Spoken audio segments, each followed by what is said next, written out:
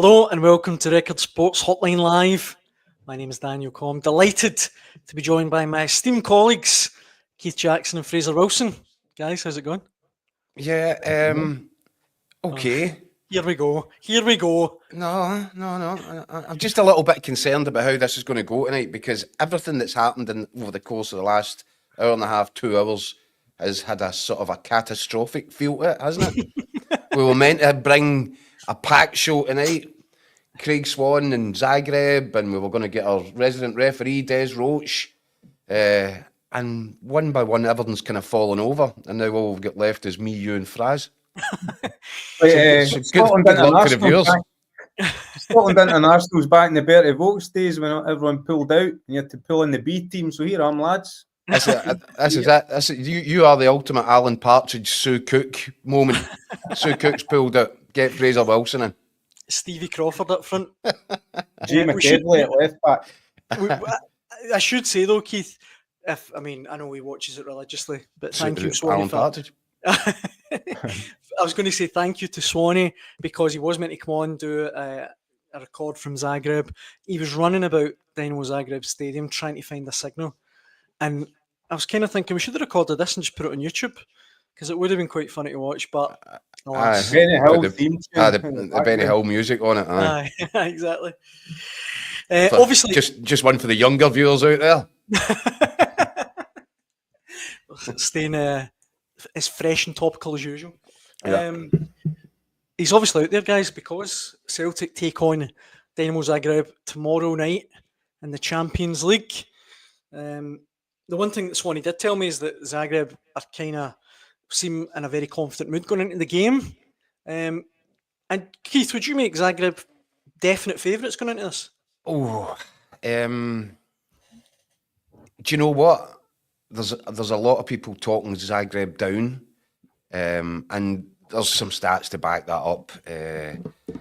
What is it? No wins in the last 5 games. I don't think they've had a home win at the Maximir Stadium since September. Wow. 2 wins from the last 13 home games in the Champions League. So not great stats. They're struggling domestically in their own league as well.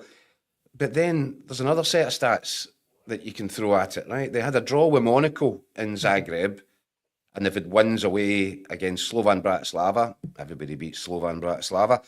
And RB Salzburg. So they're sitting, I think Celtic are in 20th place in the New Look Champions League just now, standings. And Zagreb are maybe in 23rd, I think it's 23rd. Yeah. 8 points to Celtic, 7 points to Dinamo. Yeah. So, do you know what? I think it might be a trickier 90 minutes than some people are suspecting it will be. I worry when there's an overconfidence to Scottish teams playing at this level. And I wouldn't wish for people to go into this thinking, well, this should be easy, 3 points in the road. I'm not so sure. I think Celtic will really have their work cut out. I think they're going to have to put on a performance kind of similar level to the one they put on against Atalanta and Bergamo. It might roll out a very similar sort of tactical template. It might be, that the same again. That sort of performance. It might be Adam Ida up front, and being able to use him as a launch pad to get up the pitch a little bit, tighter in midfield as we've discussed. But all these elements together, and the fact that Celtic have learnt from mistakes that have been made along the way this season and in previous seasons, I'm going to hedge. I might as well cards on the table. I'm going to go a draw. And I think that's a good result. I think that's a really good result. And it's exactly what Celtic require as they just kind of hook and by crook, they're edging into where they want to be, which is the playoff rounds. I feel, Fraser, like Celtic, Brendan Rodgers would snap your hand off for a draw right now. It's such a tough one to call. I mean, did you see that statement that Zagreb put out earlier on the back of their draw with Slaven Belupo at the weekend? Saying they're in a crisis of form, not the club in crisis, but the team's in a crisis of form. So Swanee's claiming the manager, and I think it's the wee winger, Pajeka, that spoke at the press conference. if they're in confident mood, that kind of goes against the grain of what that statement they put out after the weekend draw said. Mhm. I mean, Keith got the stats bang on there. The results have not been good. I think they've slipped to third in the Croatian league. But the simple fact is, when was the last time a Scottish team went to Croatia and had it easy or had a Aye. comfort? It just doesn't happen. This is I think it's going to be a hard night, Fraser. I think you're right. Aye. I would like, what I think is interesting, Keith, is just how far Brendan Rodgers takes the kind of handbrake off in comparison to that Atalanta. Well, they shouldn't, because that'll be a think they mistake. ease it a wee bit. I think they might sense there is a chance of 3 points here, but it's when you release it, it's how you set up. Do you go identical to that Atalanta game and sort of invite Zagreb onto you? I'm with you. I would start with Adamida, probably just to, because first of all, I think he's a very good striker, and it gives you something different to Kyogo, and as you say, Keith, he allows you to get up the park if you bat it up to him. But if he can kind of rumble up the Dinamo defence, tire them out, and if you can get a fresh Kyogo on for the last 35 minutes, half hour, then the damage could be done and the game could be won. But I don't know. All I know is that I think they're in for, Celtic are in for a very testing evening. And Keith, you were in that arena, weren't you, just last month with Scotland? I mean, is it intimidating? How would you describe it? No. It's kind of knackered, to be perfectly honest with you. There was a stand or something. Yeah, there was an earthquake and it's damaged the foundations. So the kind of stand across from the main stand, nobody can go in it. The main stand itself isn't very special. It's run down. It's just a bit run down. Mm-hmm. It's a bit rubbish. Needs some work. Yep. But I think, I look at it and I look at how Celtic played that night in Bergamo, and I think they've got the two, we're talking about Adamida, and yes, Fraser, if he can work the central defenders, occupy them, he does that. He knows how to do it. Physically, he's a test. But then it's the pace down each side when you've got Kuhn and Maida. And if you do invite them on a little bit, then balls over the top and you just let these whippets go down each flank. And I think it's almost like rope-a-dope stuff, isn't it? Mm-hmm. And I think this Celtic side is set up perfectly for it. But as I said, I think I know Celtic, there's a lot of optimism, but I'd be signing for a draw right now because it's a point in the road, be another terrific result and another step forward. One of the things that we've talked about in recent weeks, Keith, is Celtic's midfield. And Paul, watching live on YouTube, says, "Evening, gents. Who does Celtic go with in midfield alongside McGregor? It's a tough call for Rodgers." I mean, I don't. I mean, Hatate, Engels, McGregor. Is there anyone think it'll be different? It could be Bernardo. Think so? Ahead of Engels? Yeah, possibly. Although he does like the physicality that Engels brings to the engine room. Certainly Hatate's absolute stick on. Yeah, I would have thought. I'm kind of looking at that Celtic midfield now and saying McGregor and Hatate are they're just in. They're in the team sheet. I know there's been a bit of debate about whether or not Hatate should be. For me, he's in every time. And then it's who's playing the third role there. I think Engels has played. Has he maybe started all the Champions League games thus far? I believe so. Yes. Well, that would tell you what Brendan Rodgers thinks, wouldn't it? So it'd be a bit of a shift for him to go with Paulo Bernardo. And I think it is that physicality that Engels brings that Brendan feels his team needs at that level. Mm-hmm. What Anthony Murphy, watching live on Facebook, says, looking ahead to the Zagreb game, we have a great opportunity to qualify with the Croatians that win the last 5. I'm very confident we'll be on 11 points come Wednesday. Yeah.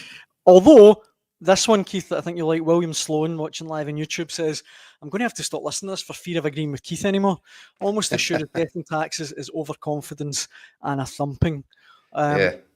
Celtic fans, although, when the tournament started, would have been licking their lips at Zagreb, given they get hammered 9-2 off Bayern Munich, Fraser. But I mean, yeah, but then along came Borussia Dortmund. Exactly.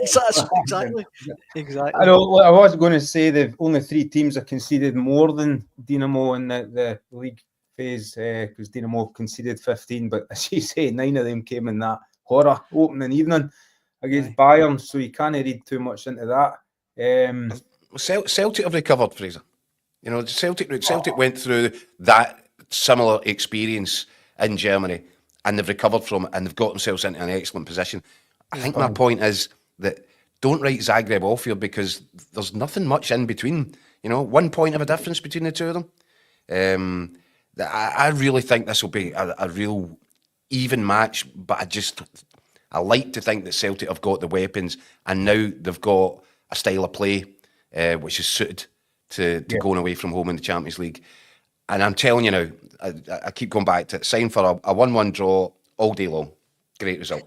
I'm with you. See if they get that point, to use kind of Craig Swan terminology, I think they would then be kind of par for where they expect or hoped to be after 6. This is match day 6, isn't it? 6, 9 points. 9 points with 6 games. I think looking at the fixtures before they started, they would maybe been looking.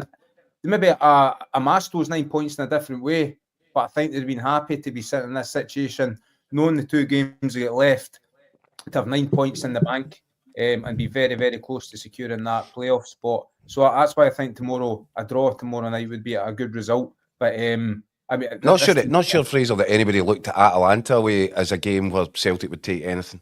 No, but then home to Cercle Bruges, Cercle, I'm still going to to be fair, I was at that game that night. Club Bruges, home to Club Bruges. A lot of folk would have banked 3 points for that one, I think.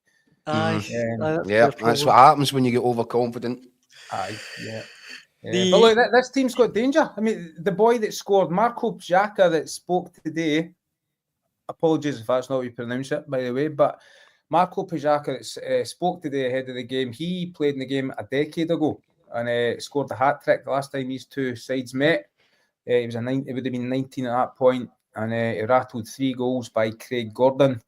And I just had a wee look back on YouTube at that evening, and he looks a right threat coming in off the left. He's been away, I think. He's 10 year older. In his prime, 29-year-old. He should be even 29. 29. Should be in his prime. 29 and in his prime. He's been away to Juventus since. I think he had a loan from Torino. So he's clearly got a bit about him. And the danger man. The big striker up front, Sandro Kulinovic. I think he's got 14 goals already this season, and I think the Croatian press compare him to, they call them the new Mandzukic. So he's one to keep an eye on. I would have thought he's a big lad, 6'3", and he'll offer the Celtic central defence the same kind of threats and difficulties that Celtic will be hoping, if Adamida gets the nod, that you know he'll do that at the opposite end of the pitch. I keep coming back to it. I'm finding this one really close to call. I think it'll be a great watch. I think it'll be a right good ding dong. I just get a feeling that these teams are closer matched than a lot of people here seem to think.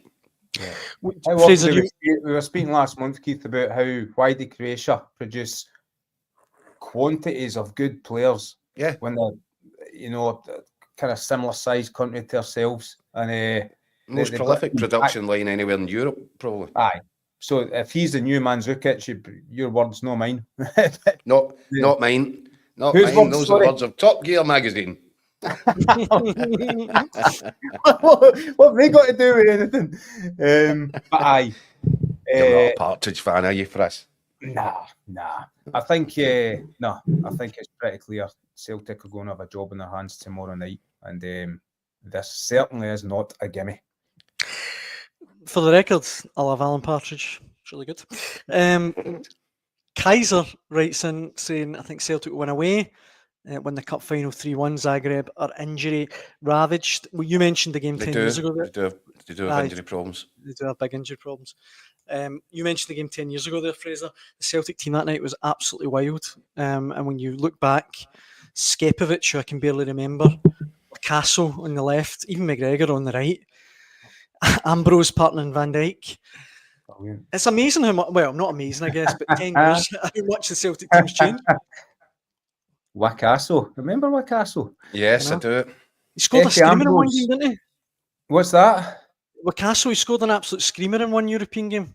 Oh, you'd have to run that by me. I don't know. But Efe Ambrose and Virgil van Dijk, what a pairing that is. One of them got a dream move to Queen of the South a few years after that. Another one ended up at Liverpool. And I tell you what, Fraser, I followed that team around about that time as well, and I would have quite confidently predicted which one would do what. Do you know what? Put that team up again, please, Daniel. That's it. An absolutely outrageous collection of footballers. Right, I'll whisper this, but that looks like the kind of team you'd get if you let a supercomputer take charge of your recruitment on a global level, I reckon. Very topical. Absolute bonkers, man. Or you hire Ronnie Dyler. Aye, all that. Aye. Ronnie Tyler was still running about in his pants at that age, was he? No, back then he was young. It was a Ronnie Dyler team, wasn't it? December 2014. Yeah.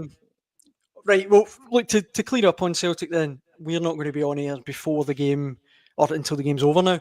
But Keith, what's your predictions? Celtic, I know you love the stats. If they do win tomorrow night, they'll be in 11 points and they'll have a 99% chance of making the playoff round. So, and what algorithm did you use to calculate that? That was Opta stats experts, Keith. Come on. Stats experts. We've never had this format before. So I refuse to believe the science on it. Maybe they know something. I don't know. But how can they? There's nothing to gauge it against. But apart from what your eyes and your mind tell you, if Celtic can get a point over there, yeah, I think the first ambition that Brendan Rodgers set out for this side this season, in terms of European football, was to make this playoff round. And I think they could return to Glasgow pretty confident that that's the job well done. Do you think it will be a draw then? I'm really struggling to call it, but I'm going to go with 1-1. But do you know something? I kind of get the feeling it could just as easily be 3-3, or it could be 4-1, or Celtic could go and honestly. But I'm gonna stick with my original kind of feeling on it. I think it's going to be an even match, and I think that if Celtic can get out of town with a point, it'll be a fantastic result on the road. Fraser, Keith has Skelfs on his backside. He sat in the fence so much there. So have you got a prediction for us? Well, I've already put it in for tomorrow's paper. 1-1. Sorry. Okay. Join Keith on the fence there. Right. Well, plenty of room. Budge up. For the record, I think you might find there's a few of us on it tomorrow. Timmy Houlihan writes in on Facebook, Ida has to start. I think it'll be 1-0. Adam Ida. There you go. Take that to the bank. Is that another one of your predictions? Have you got anything right yet? They've been so spot on all season. So there you go. Oh, wait a minute. Need to tell you this very quickly. My football coupon at the weekend, absolutely gutted. £10 on it, right? £10 on it. £800 to come back. I had Motherwell St Mirren to be a draw. Tony Watt in the last second. I took never a free kick either. Was that the Gogic trip that led to the free kick? Yeah, you've been done. Get this as well. I took Forest to win at Man United, and I took Kilmarnock Dundee United to be a draw. And I honestly see when it came through, he'd scored. Oh, it was heartbreaking. Don't bet. But anyway, elsewhere, with a bit of a Celtic relation, Keith, Ange Postecoglou. I think we should maybe talk about him. Although he's no longer a Celtic manager, he's been in the news down south. His Spurs team beaten 4-3 at Chelsea last night. At home at Chelsea last night. He's struggling a bit, isn't he? Yeah. And there was a real love affair with the Spurs fans right from the start, and with big sections of the media down there as well. In his first season, the sort of wheels started to come off midway through last season. Haven't really recovered, and yet they're capable. When you watch them play, they are so capable of turning anybody over. I think Ange Postecoglou went down there with the thing in his mind: my system works, my football works. This is what I do. I'm not going to vary it. But if I can go to England and I can unlock the sort of riches that Spurs have got spending players, I can basically put my Celtic team on it's Celtic on steroids. Yeah. I've got £30 million fullbacks. I've got £50 million centre midfielders. I've got, how much did they pay for Solanke up top? 65. Yeah. So that's the plan. It's the same thing that he did at Celtic. It's just improved with a better quality of players. And it works. Sometimes. And when it works, it's really, really, really good. But there's always this, and it's a swear word for Postecoglou, pragmatism. He doesn't like it. You're not allowed to mention it. He'll start calling you mate and all that if you do, which means that he's starting to get needled. He will not bow and he will not take a backward step. He'll just persevere with what he does. And it's starting to get to the point that I think there's an element of Spurs fans that feel as if they've watched the same movie too often. And they keep giving away leads. I don't know, because when he went down there, that was the thing, wasn't it? Spurs fans were saying they were crying out for entertaining football. Yeah. Now, if there's one thing that Ange Postecoglou has given Spurs, it's entertaining football. You don't know what you're going to get from week to week. It's going to be 100 mile an hour, rip-roaring. You could lose 5 goals, you might score 7. That's the Postecoglou style. Yeah. And that seemed to be enough for Spurs. I find it a bit strange that the mood seems to be turning against him now because he's Ronseal, isn't he? He does what it says in the tin. Mm-hmm. And that's what he's given them. So what else are they expecting? Because see if you look player for player, I watched the Spurs-Chelsea game. If you look player for player, he's got really good individuals in his system, but they're not as good as the individuals that he's coming up against. But see on that, Keith, to jump in, I was looking there at his team because I watched the game last night and I thought to myself, this is a pretty ordinary Tottenham team. I was looking at, the players in the team, the midfield and players like Brennan Johnson and stuff like that. But then I looked at how much he spent. He spent £350 million since he came in. I mean, you can't really say it's not your team. This is his team. Oh, it's his team, all right. It's got his signature scrawled all over it. I think what surprised me, and I wonder if it's a cause of some contention amongst the supporters, and maybe against, as I said, you feel as if the media are turning on him a little bit. I wonder if the in-out, hokey-cokey sort of approach to managing James Maddison is having an effect, because Maddison's an outstanding football player. Yeah. And there's no way that he didn't make that starting 11 better last night. So I find that curious. I don't know if he was carrying a knock. Maybe, you know what? Maybe he's keeping him fresh for Ibrox. Aye, maybe. But, when this Spurs side are... And back, he's got a lot of injuries to contend with as well, and that's having an impact on him. But when this Spurs side are at full tilt, they're awesome. Mm-hmm. They are frightening. And I watched them destroy Manchester City at the Etihad. Mind you, everybody's destroying Manchester City now. But, I watched that game, and this kind of tricky period that Man City are going through, well, Postecoglou has got 2 wins notched up. He's got Pep notched in his bedpost twice during this little run. So, I wonder if people are going a little bit overboard with the criticism of Ange Postecoglou. What are Spurs? They were never a championship contending team in the first place. Yeah. And he didn't go there. I'm sure that's what he wants to make them. But first and foremost, he had to give them a style and an identity that the fans wanted, that the fans were crying out for. And he's done that. And again, we're talking about, jumping to conclusions. See if there's Rangers fans out there thinking, oh, brilliant, Big Ange is having a nightmare. We've caught them at just the right time. Then that'd be a hell of a mistake to make. Mm-hmm. Because, even though they've got injury issues and even though the form's bad, and what I will say is, I looked at his face as Chelsea were running away with things last night, and he did look a little bit broken. Yeah. But we've seen that before with him. We've also seen them respond to bad results with phenomenal performances. And, rather than this be a good time for Rangers to be getting them, you wonder, could they suffer a bit of a backlash here? It's so funny, Fraser, isn't it, the way that it works out that, he's potentially the game to save his job is at Ibrox against Rangers. Just never know, do you? Especially Premier League clubs. Trigger happy Premier League chairman he's actually done pretty well in Tottenham's grand scheme of things to last 18 months. But I do agree with Keith that it's probably focused his mind for this game more than if they were coming into it on their run of 3 or 4 wins.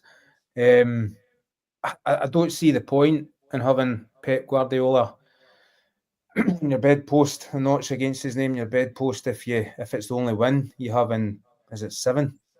And you're sitting in the bottom half of the Premier League. I think that infuriates fans as much as anything. You're good enough to go and pump Man City 4-0, hammer them out the park, and then you go and draw with Fulham and is it Bournemouth? Lost at Palace, and then after that, you're 2-0 up against one of your rivals, London rivals. 2-0 up so early at home. You've got to manage that game and win it. And we talk about managing football games all the time. That's what good managers do. Good footballers sense danger. Good managers sense danger. But it's as if Postecoglou just continues to throw all his chips in. And sometimes it comes back to bite him so bad that there's just no defending what happened yesterday, I don't think. It's just, that was bad management for me. And they're in a horror run. So...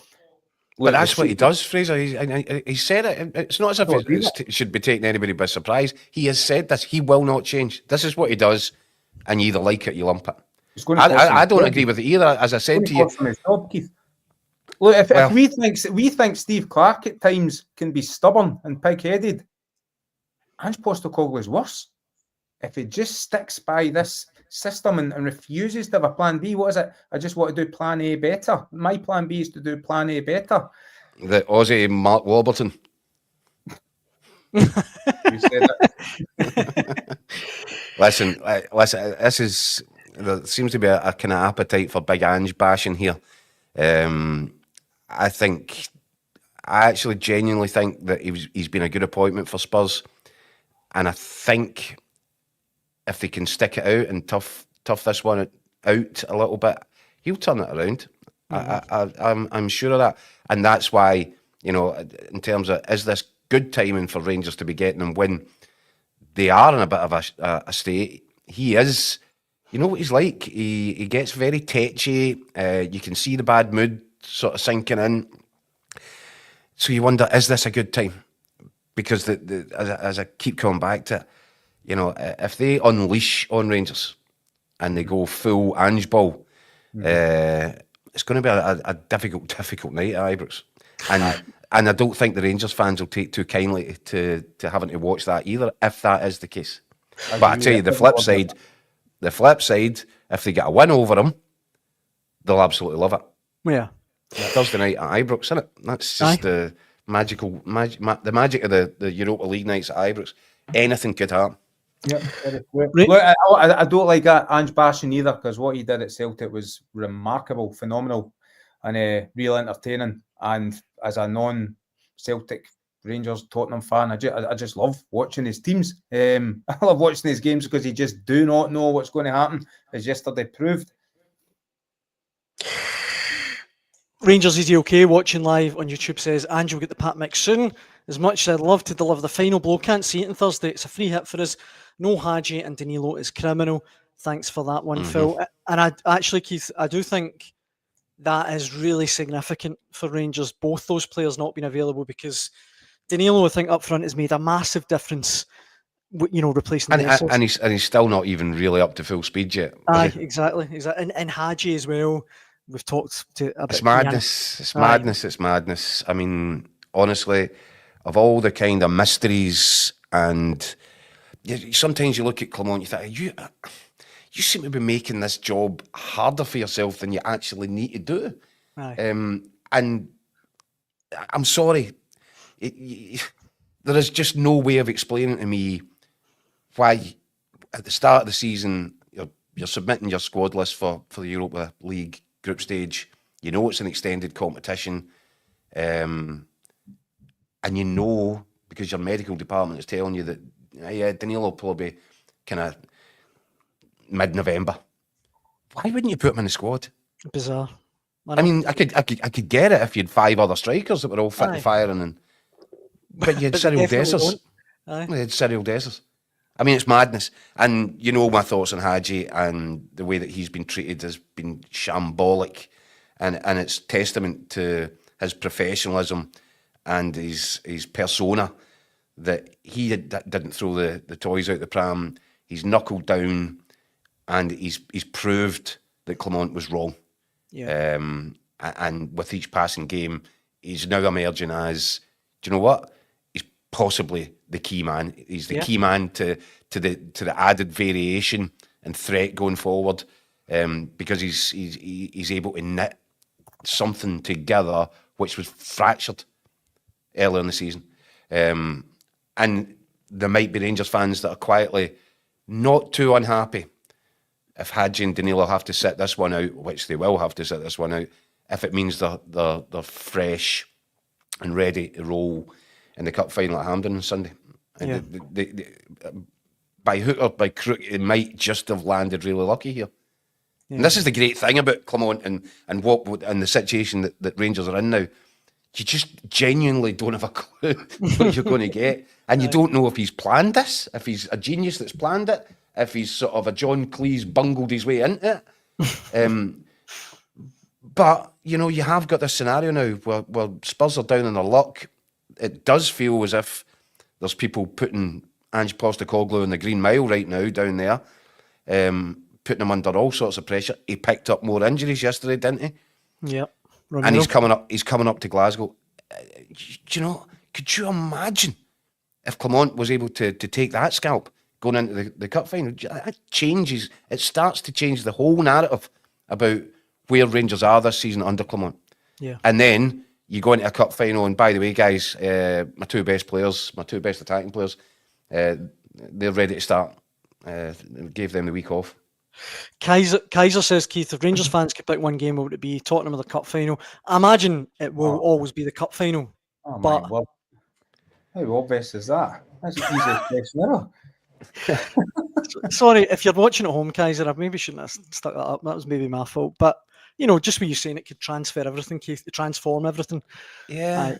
I mean, look, beating Spurs in a European competition, that's big. That would be big. Aye, huge. But does that mean they then lose the final? Was that not the question? They only win one of them? Right, Aye. Okay, so and then you take in the context of they're doing very well in the Europa League. They look as if they have pretty much got the place sorted out for the playoff rounds. So they don't really need to beat Tottenham, but they really do need to beat Celtic. Sort of like Philippe Clement really needs to find a way to beat Celtic, because his job prospects will depend on it, ultimately. Before we finish, Fraser, let me hit you with a couple of these comments, if I can find them. Aaron Murphy says, the rest of Scottish football should be very, very afraid. Lawrence Shankland is back scoring goals and he's desperate to make up for lost time. And James Stevenson says, when Big Halkett is fit, what centre-half he is, Devlin superb again at the weekend, Penrice long deal, and Shankland is back. Roll on Copenhagen. Roll on! Penrice a long-term deal. Heading there in about 15 hours. You what, sorry? I'm just reading out the comment properly because Daniel failed to do that. Give Penrice a new long-term deal, he said.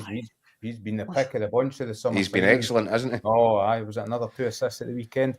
Look, I was delighted to see Shankland's name pop up twice on the score sheet of the weekend. Let me tell you, I've never seen a footballer, genuinely, I've never seen a football look more disconsolate, downright broken than Lawrence Shankland when he left the Jan Bredel Stadium in Bruges 11 nights ago, having missed that penalty and been subjected to, but it was absolutely outrageous and uncalled for abuse for his own support. Disgusting. It was really bad. Things raining down for the stand towards him. It wasn't nice. It wasn't nice to see, and it must have been horrendous for Shankland to put up. Well, I know he said at the weekend he was more bothered about letting down his teammates by missing the penalty, and the fans' abuse didn't really enter his head. Very professional of him. Great. I thought he dealt with that really well, but he walked through the mix zone after that Cercle Bruges game, and clearly us vultures were there to try and stop him, speak to him about it and get his thoughts. But it's not that he didn't hear us. I just don't think anything entered his head. He was completely zoned out and the press officer was kind of throwing up an apologetic hand, he was broken. So to see him bounce back fairly quickly, he did okay against Aberdeen a couple of days after that, but that was a typical Shankland goal, wasn't it? The header for the opener. It reminded me of his equaliser for Scotland over in Georgia last year, that header. And then to follow up with a second suggests that this time, hopefully, he is back in the goal trail. But of course, he then goes and gets booked, so he's suspended for the Kelly game this weekend. So Kelly shouldn't be afraid because he's suspended. But no, I mean, I went out for a couple of pints after that game in Bruges as well, and do you know that the stuff was going on in the pubs with the Hearts fans after the game? It was just, it went far too far. They had to remember, and Neil Critchley said this himself, that man was the reason they're out there having the time of their life in Bruges and in Copenhagen this week. I hope they remember that this time round, and hopefully gets another couple of goals on Thursday night. That'd be good. They wouldn't even be in Europe, Keith, without Lon No. Shankland. That's what Fraz just said. Yeah, it's spot on. But listen, don't worry about Lon Shankland. Lon Shankland is a natural born goal scorer. Yes, he's had a very, very difficult first few months of the season. But, you know, with most really good goal scorers, natural goal scorers, sometimes they can be a bit streaky. Watch him go now. I would not bet against Lon Shankland still ending this season with somewhere between 15 and 20 goals to his name. Wow. Because what's your now? Three? Three. 4? Three, I think. Yep. If he got to 20, Keith, from here, that would be remarkable. 20's the outer limits. but I'm saying I genuinely think that he'll hit 15 and possibly more, because he is such a good goal scorer. And when you've gone through a run like that and the pressure comes off when you get that first goal, takes his second goal. You might look at the second goal and think, oh, it's a bit scrappy. Lon Shankland, without scoring the first goal, might take a touch to steady himself before getting that shot away. Yeah. That was Lon Shankland playing on his instincts. Yeah. Just get that shot, get over it and get it towards the net, and if it goes in, great. But that looked to me as if the weight had just come off. And when a striker starts overthinking his finishing, that's when he ends up in trouble. It needs to come instinctively. That second goal, as good as the first goal was, and a great header, the second goal suggests to me that that's a guy that's instincts are rushing back. And that's why I would expect to see him doing a bit of damage over the course of the next few weeks and months. But yes, granted, one of the viewers did say, you do realise where Hearts are at the bottom of the table.